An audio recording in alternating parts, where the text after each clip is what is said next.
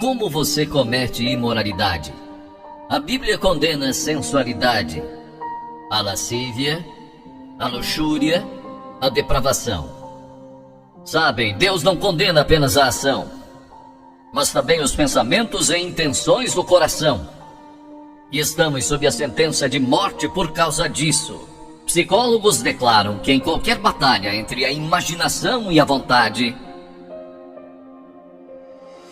E quantos não travaram essa batalha entre a imaginação e a vontade? E a sua imaginação diz: veja quanto poderia se divertir. E sua vontade diz: é melhor não. Mas a vontade invariavelmente perde.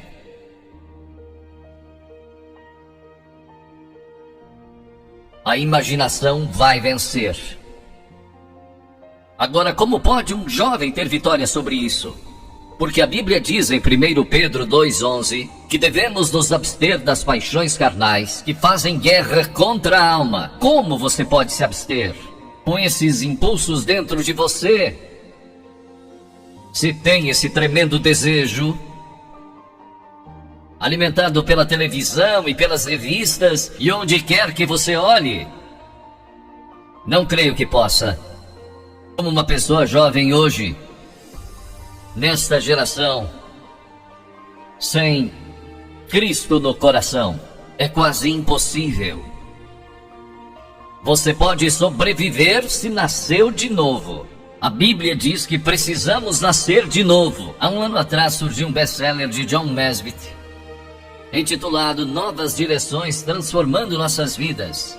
Paulo, em Romanos 12, diz que devemos ser transformados pela renovação da nossa mente. No ano passado, fizeram um filme intitulado Os Transformadores. Quem é o verdadeiro transformador? Vou lhe dizer quem é o verdadeiro transformador. É Jesus Cristo, que disse que você precisa nascer de novo se quiser ver o reino de Deus. Você já nasceu de novo? Tem certeza disso? Está seguro? Cristo vive em seu coração para lhe dar poder e força para resistir às tentações dessa hora. Ele nos transforma quando nascemos de novo, não pela religião. Tenha um relacionamento com Cristo. Deixe que Ele controle sua vida constantemente. Mas então você pergunta: como é que eu nasço de novo? Primeiro, arrependa-se dos seus pecados. Todos somos pecadores. Arrependimento significa mudança. Mudança em seus pensamentos, em seu estilo de vida. Você está disposto a deixar Deus entrar, transformando em uma nova pessoa? É algo que só Deus pode fazer. É uma obra sobrenatural. Você não pode fazê-lo. Não pode transformar a si mesmo. Deus tem que fazê-lo. O Espírito Santo tem que fazê-lo. E quando se arrepende e diz a Deus: Senhor, eu quero deixar meus pecados. Quero mudar todo o meu estilo de vida. Isso é se arrepender. E segundo, você vem pela fé. Fé significa entrega. Você se entrega a Cristo como seu único Salvador, seu único Senhor. Ele entra em seu coração pelo Espírito Santo. E Ele lhe dá um poder que você normalmente não teria.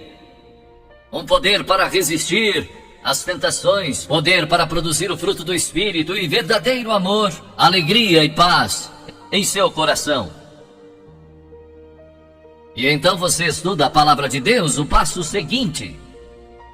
Isso se torna sua fonte de força. O estudo da Bíblia. A fé vem pelo ouvir e ouvir a palavra de Deus. A Bíblia diz, em Filipenses 2,5 diz: tende em vós o mesmo sentimento que houve em Cristo Jesus. E a Escritura diz: de que maneira? No Salmo 119, de que maneira o jovem poderá guardar puro o seu caminho? E então o próprio salmista dá a resposta: observando segundo a tua palavra. Estude as Escrituras. Estude a Bíblia. Isso lhe dará uma força que você nunca teve antes. E terceiro, busque pureza espiritual. E isso significa gastar tempo em oração. Jesus disse no Sermão do Monte: bem-aventurados os limpos de coração, porque eles e só eles verão a Deus. pureza de coração. É só através de Cristo. E quarto, obediência. Aquele que tem os meus mandamentos e os guarda, esse é o que me ama. Você guarda os meus mandamentos? Segundo Timóteo 2:22 diz: foge das paixões da mocidade. Foge delas quando o diabo vem com cobiça e tentação. Fuja! Duas coisas, cite as Escrituras e você vai ver como isso é importante. Cite as Escrituras e fuja daquela tentação. E Paulo disse na Bíblia: não vos sobreveio tentação que não fosse humana, mas Deus é fiel e não permitirá que sejais tentados além das vossas forças. Pelo contrário, juntamente com a tentação, vos proverá livramento, de sorte que a possais suportar. Sempre que você for tentado, lembre-se disso. Todo ser humano passou por esta mesma tentação antes, inclusive Jesus. E Deus sempre proveu o escape. Portanto, não há desculpa. Você não poderá comparecer diante do juízo dizendo que não teve poder para resistir. Deus proveu um meio de escape. No momento em que a tentação vier, lembre-se disso.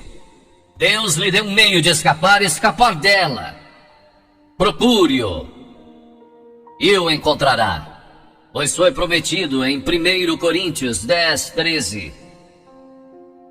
Agora, esses princípios não são apenas para os jovens, são para os adultos também. Todos nós precisamos desses princípios em todas as fases de nossa vida. Paulo, escrevendo ao jovem Timóteo, disse: conserva-te a ti mesmo puro.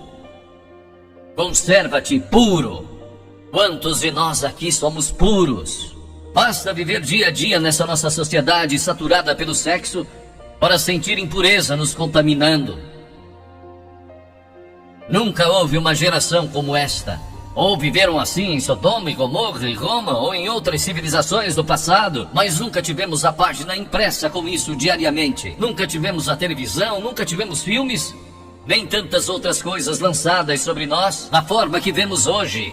Nunca houve uma geração que tivesse tanta necessidade do poder de Cristo em seu coração para resistir como esta geração.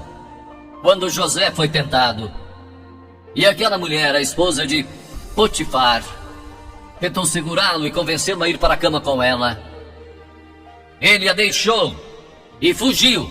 E a Escritura diz que deixou as vestes na mão dela.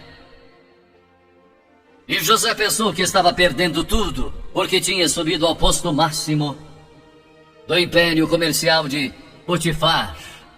Foi lançado na prisão, mas não sabia que Deus tinha sua mão sobre ele o tempo todo. E sempre que você resiste, Deus está guardando você e vai estar ali para ajudá-lo. Agora, esta pobre mulher que tinha sido arrastada pelos fariseus e saduceus e condenada, tinha sido surpreendida em adultério. De acordo com a lei de Moisés, ela e o homem que estava com ela mereciam morrer. O castigo era duro sob a lei de Moisés. Mas todos ali se sentiram condenados por causa de seus próprios pecados quando leram os 10 mandamentos, o que Jesus estava escrevendo. Foram convencidos do seu pecado, talvez de orgulho, ou idolatria, ou cobiça, ou mentira. E são pecados diante de Deus, tanto quanto imoralidade. E muitos de nós aqui hoje talvez não sejamos culpados de adultério ou fornicação, mas somos culpados de muitas outras coisas. Satanás às vezes nos leva a pensar: bem, eu não sou imoral, então este sermão não é para mim. Esta mensagem é para todos aqui, porque todos pecamos e estamos destituídos da glória de Deus. E talvez seu problema seja orgulho ou hipocrisia. Eles leram seus pecados escritos na areia e se retiraram. Algumas das pessoas mais morais aqui hoje, algumas das melhores pessoas deste país, precisam de Cristo, tanto quanto aquele que cometeu imoralidade sexual. Jesus disse: mulher, onde estão os teus acusadores? Ninguém te condenou? E havia música em sua voz quando ela respondeu: ninguém, Senhor. Naquele momento ela recebeu Cristo como seu Senhor, porque esse é o sentido da palavra no grego: meu verdadeiro Senhor. Naquele momento, ela abriu seu coração a Jesus Cristo. As Escrituras dizem: vinde, pois, e arrazoemos. Diz o Senhor: ainda que os vossos pecados são como a escarlate, eles se tornarão brancos como a neve. Ainda que são vermelhos como o carmesim, se tornarão como a lã. Como pode ser isso? Por causa da cruz. Quando Cristo morreu na cruz, Ele levou o nosso pecado e pecados. E há uma diferença entre pecado e pecados plural. Pecado é a doença que temos, é a raiz. E dela vêm os pecados: orgulho, lascívia, cobiça, inveja. O que quer que seja. Os pecados daquela mulher foram perdoados porque Jesus foi para a cruz. E nossos pecados podem ser perdoados porque Ele levou esses pecados sobre a cruz por nós. E Deus o ressuscitou dos mortos e Ele está vivo hoje. E está pronto para entrar em seu coração e transformar sua vida. E então Jesus deu a essa mulher esperança para o futuro. Ele disse: vai e não peques mais. Volte para sua cidade, volte para os seus amigos, volte para sua velha vizinhança, volte para todos os lugares onde você andou e não peques mais, porque eu estarei com você, dando-lhe força e poder para resistir às tentações.